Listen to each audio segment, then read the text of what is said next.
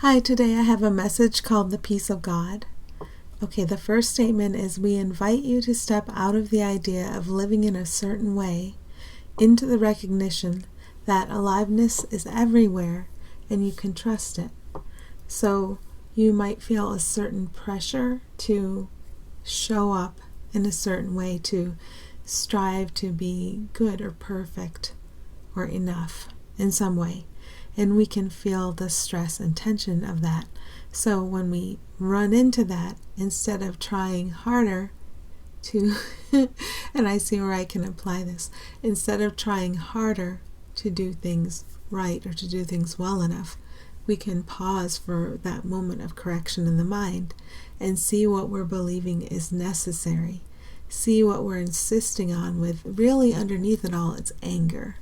Because we're trying to take what we view as the scraps we have left here in time and space, where we have intentionally disconnected from the fullness of what we are, and somehow through some perfect image or some good enough image, try to make with the images of time and space the fullness of what we truly are, when in reality we can just turn inward to the fullness of what we truly are and allow that to dictate how time and space appears, both in what appears to be us and what appears to be the other. For the remainder of what we experience as time and space, we just let the fullness of ourselves take over. And where that relates to the idea of forgiving people, not in the sense of believing someone has done wrong and saying I'll love you anyway, but in the sense of understanding I projected fear on you, and then I witnessed to and experienced something in alignment with the thoughts I believed, and now I can see through the facade of the fear I projected upon you in the past I believe I experienced with you. I can see through that to the truth of your being and mine, clean, innocent, whole, without a past, held in love forever. So through that forgiveness, we're restored to an awareness of the fullness of our shared self, and we are able to see our shared self as a resting place, and we can rest there as what seems to be the rest of time and space unfolds, but guided by our true self, not struggled within, believing we are two separate selves, but kind of stepping back from it and just observing how it all gets cleaned up. Not trying to clean it up or fix anything as my separate self, but stepping back from all that and looking at it and seeing the light you are, seeing the light everybody is, experiencing the light I am, and just seeing how everything gets put right. Because we're worthy of having our mistakes corrected, because we have a very loving parent who's going to set everything right for us. We have a source. Okay. You don't have to trust personalities, what a relief, ideas, or repetitions from the past.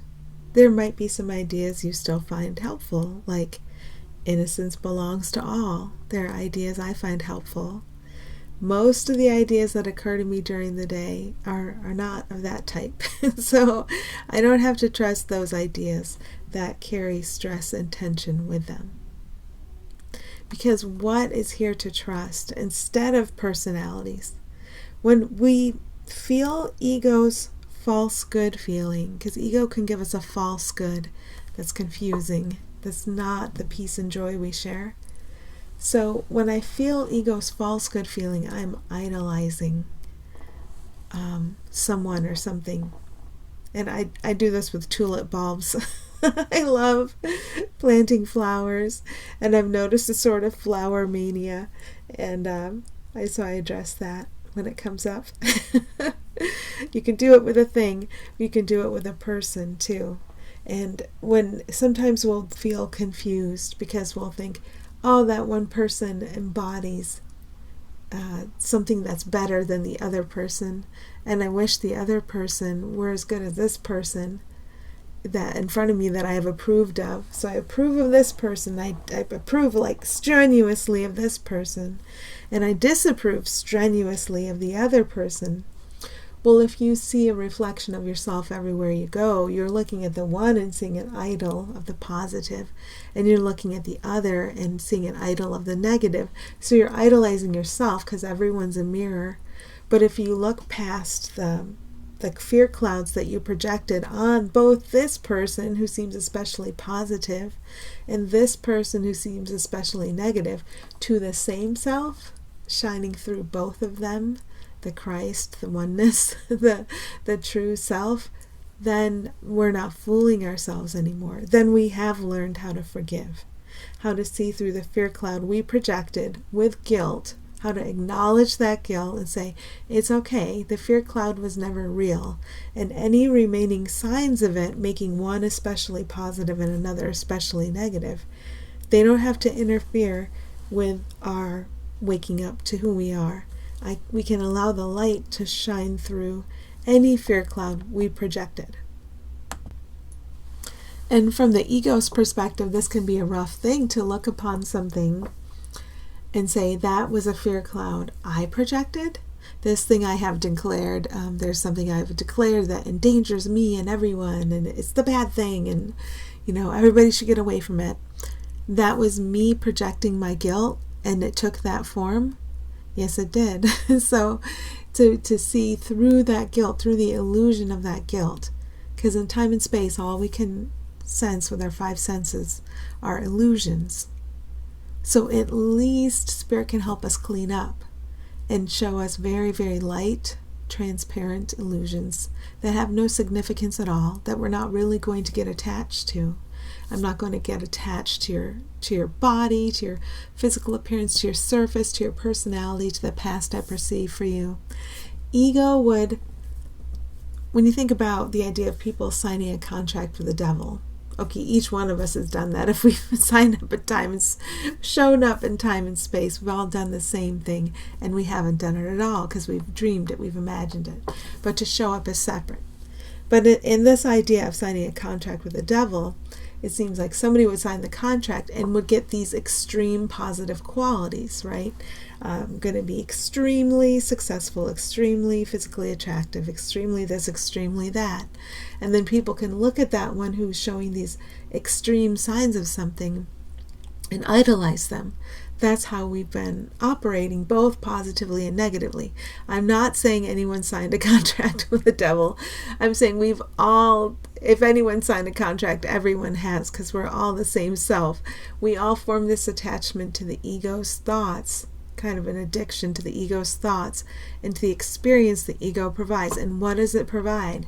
This positive and negative, where some seem to be extremely positive and some seem to be extremely negative.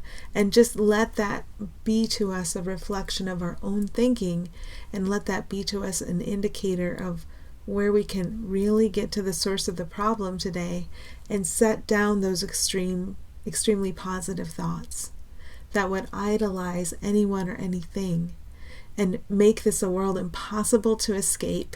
If there's something from this world of time and space in which we're projecting fear that I'm valuing so highly, or I'm thinking is so real and so dangerous, that I'm attached to this world, I keep myself trapped in it.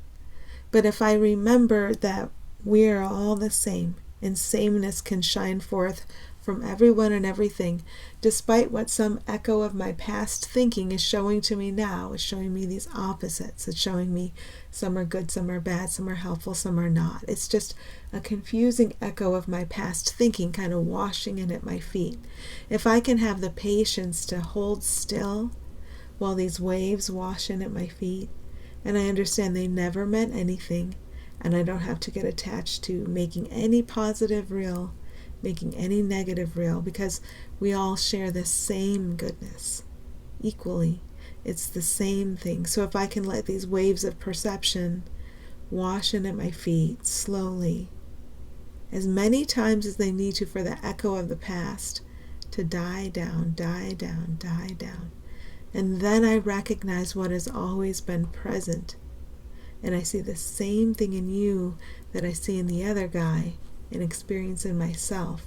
because that truth, that equality, that fullness, that grace, that shared sanity, that is the truth of us.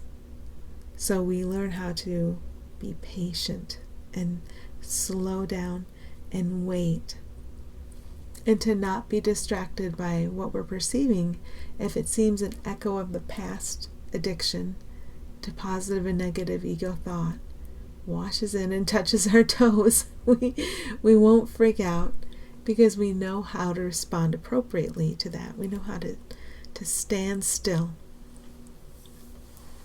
Okay. You are not a doer. It seems I do. It seems you do. That's a perception. If I agree to allow my perception, 100% of it, be determined by the goodness without opposite, that we are together, then what's the problem? I'll know if I'm trying to slip out of that agreement if I feel physical pain or discomfort today, which I still do in different ways. If I feel any emotional discomfort, and that's okay. That's the work we're here to do. That's what we're here to address responsibly every time it happens. So when I don't feel good in some way, I have slipped into the notion that you are a doer and that you have done real things. Either, positive, there's my resistance, either positive or negative. I've slipped into it because it's like a comfortable old shoe for me that I'm learning to, take it off. Now don't put it back on. And then I'll go put it back on. And I'll start seeing you as a doer, any you, the general you. And I'll start attaching positive and negative value to the things I believe you have done. When this whole thing has been a dream. You're a being. You're not a doer. And I'm not a doer. When I feel physical or emotional pain or discomfort, and it becomes physical when I haven't addressed it in the emotional, and there are certain places where I've just not caught on to catching the thought early, so it has to show up as a physical discomfort to say, hey, you missed one. Hey, you missed one. And so then I can go address that. If I don't think like pain is real and pain is a condemnation of me and all, and pain means I'm going to die, and if I don't use pain as condemnation and punishment, but just as a secondary louder alarm saying beep beep, like the first emotional alarm goes beep, there's a thought you need to address. And the secondary physical pain alarm goes beep beep, like you missed the first alarm, here's your second alarm. And just address it appropriately. That's all that's for. So when I feel that pain or discomfort, I have slipped back into seeing myself as a doer and you as a doer and our doings as real. I have slipped into seeing personalities as real instead of our shared self. I have slipped into seeing the past as real and a burden and a condemnation and a punishment, a sign that punishment is coming for anyone. If I believe punishment's coming for anyone, I believe it's coming for me. So when you think of a wave coming toward you, there's this wave coming toward you. Let's say it's a medium-sized wave, okay? It's not teeny tiny. Am I thinking this is a wave that's benign, that would just wash over me harmlessly, that loves me, that is one with me? Or am I thinking this is a wave that's going to get me for what I've done? It's going to hurt me. I have to avoid it. What am I thinking about this wave? And then I can be aware of that. If I'm thinking the wave's going to hurt me, excuse me, just sitting in it. So if I'm thinking the wave's going to hurt me, I'm thinking it's going to hurt you too. And that's what I think about the world. It's a place of hurt. It's a place where I observe everybody getting hurt. But if these waves instead are benign waves that embrace and fold us, uplift us, and carry us, and show us the way. They are our friends because we ourselves are friendly. The nature of everyone is friendly and loving and kind underneath any fear cloud we've projected on them. Then there's nothing to fear. Anything we see coming at us is like one of these waves. When somebody says something is dangerous and likely to lead to a bad outcome for you or anyone else, it's upholding this idea that we ourselves hold, that danger is approaching us and danger will get us and danger will punish us for what we have done wrong. So if I see someone out there saying those things, they're just informing me of how I still think. They're just showing me the fear cloud I have projected upon them. And I'm not going to get punished for projecting a fear cloud upon them. I've only been confused. When I get reminded of the light they are, I allow that to beam forth. And I allow myself to become aware that I too am the light and am not a doer, and I've only ever been a being, and they've only ever been a being. But on top of our shared being, we have imagined all this stuff that is both meaningless and valueless. We have to learn to find 100% of our value, not in anyone's doing, but in the being they share with everyone without exception. That's how we get out of this. We find 100% of everyone's value in the being we share with everybody, and 0% of anyone's value in the doings that appear to differ from each other.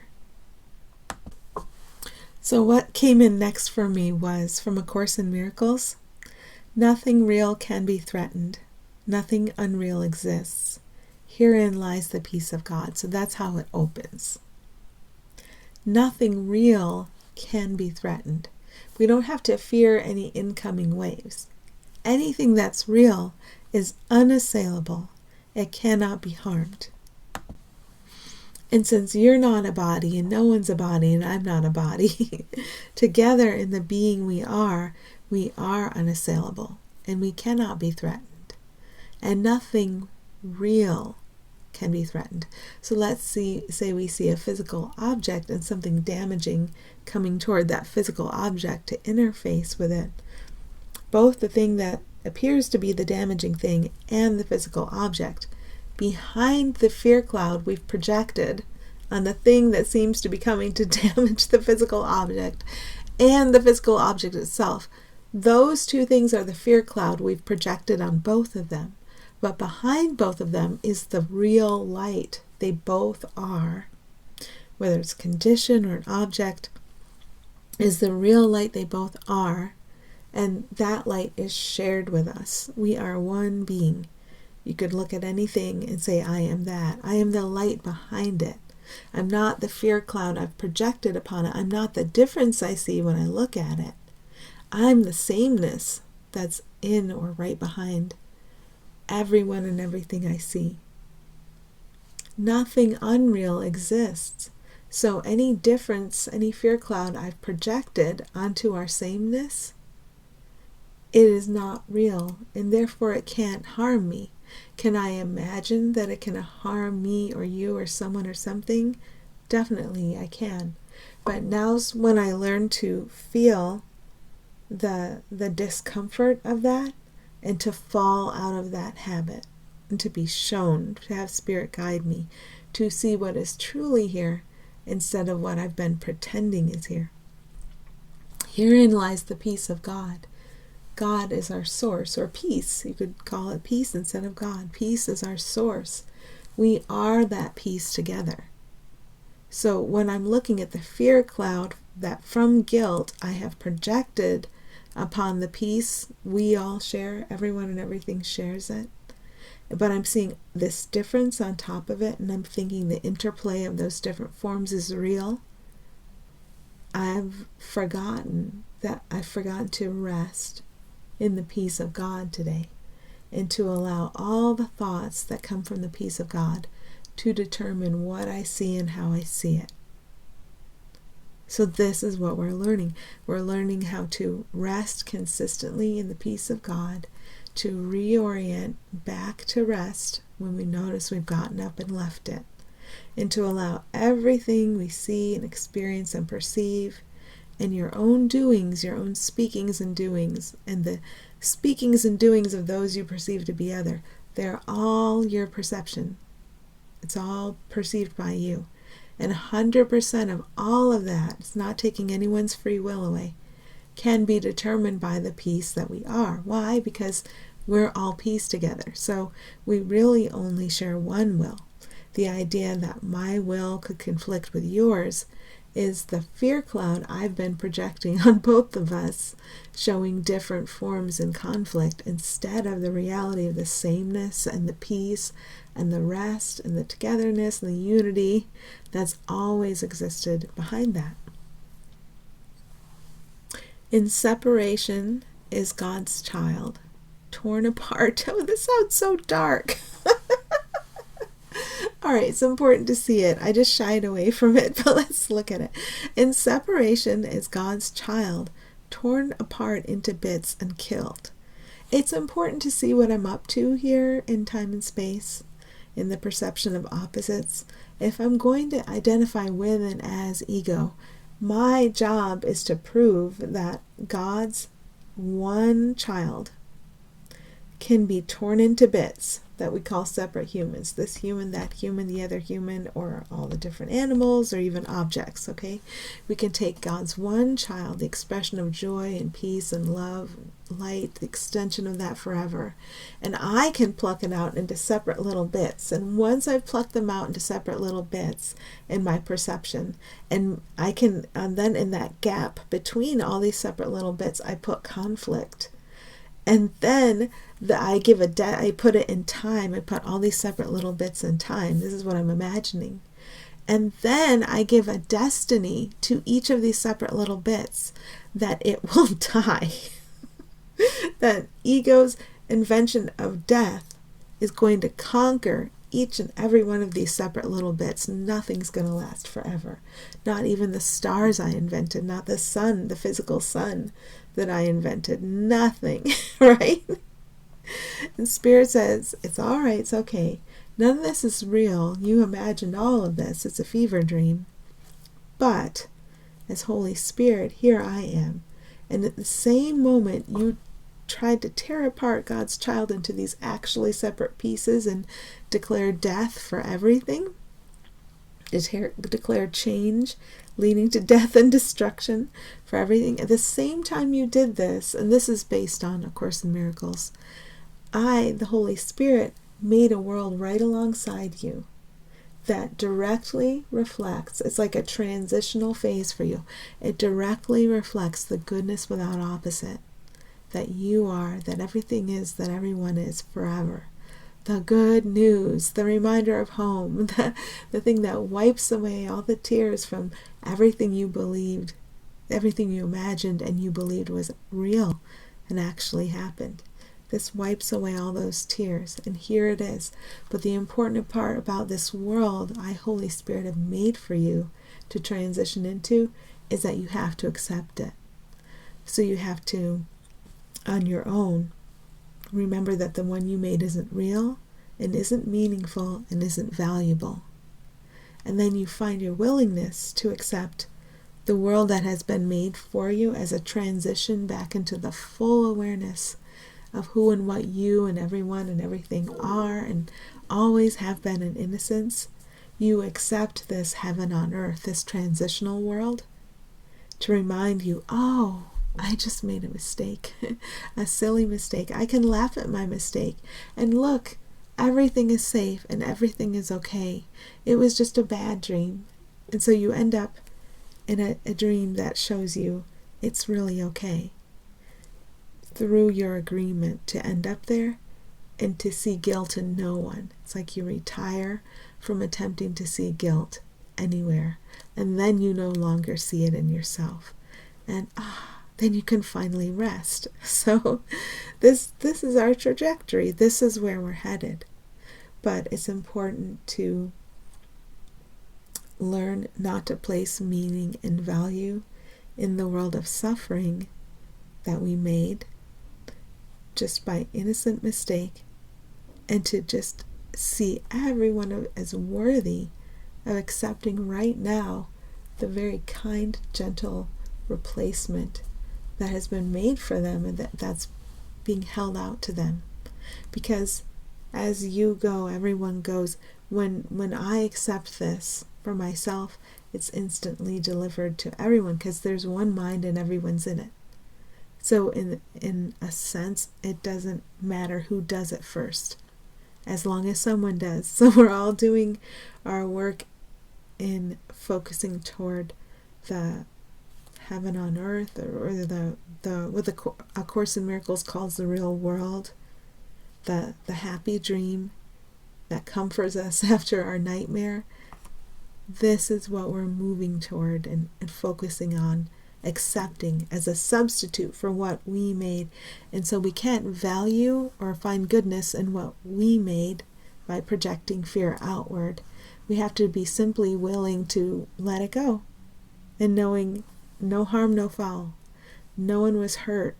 I imagined harm, but as long as I'm going to try to get my power from believing harm is real, I'm not going to be able to set down this thing I'm addicted to and accept the thing that's always right here being offered to me. So today we orient toward that, and every little moment we take to recognize what's here for us is a moment that helps everybody become aware of what is being offered to us today. Okay, thank you. Happy healing.